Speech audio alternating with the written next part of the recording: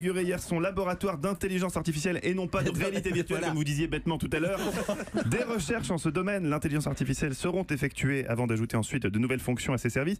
Qu'est-ce que l'intelligence artificielle et pourquoi Paris ? L'intelligence artificielle, c'est en fait tout un tas de logiciels que des ingénieurs ont développés et qui apprennent au fur et à mesure. C'est-à-dire qu'on va leur donner une grande base de données. Par exemple, on va prendre un exemple très concret dans la santé.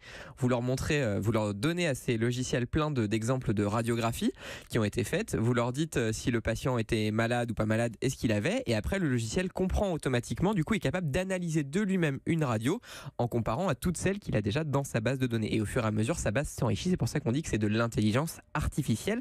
Pourquoi à Paris et pourquoi en France ? Parce qu'on a en fait de très bons chercheurs, les Français sont parmi les meilleurs dans ce domaine, on a de très bonnes écoles et un très bon écosystème, et d'ailleurs Google, ils ouvrent donc en ce moment un centre à Paris, mais c'est pas les premiers parce que Facebook a déjà un labo d'intelligence artificielle à Paris, ça fait même déjà 3 ans.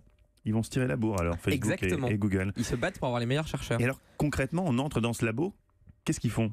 Alors, ils sont en train de développer plein de nouveaux services qui arrivent ensuite dans les applications de Google. Et écoutez, c'est Olivier Bousquet qui m'a expliqué ce qu'il faisait, c'est le directeur du labo français. Il faut savoir qu'aujourd'hui, l'ensemble de nos produits utilisent l'intelligence artificielle parce qu'évidemment, le fait de développer ces technologies nous permet d'améliorer nos produits. Un exemple très concret, c'est dans l'application Google Photos, ces images vont être automatiquement analysées, ce qui vous permet ensuite de les retrouver très facilement. Vous pouvez dire « Ok Google, montre-moi toutes les photos de ma fille au ski ».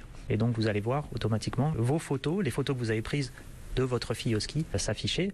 Google, Voilà. Montre-moi toutes les photos d'Eva en petite tenue. Voilà. Ça n'appartient qu'à vous.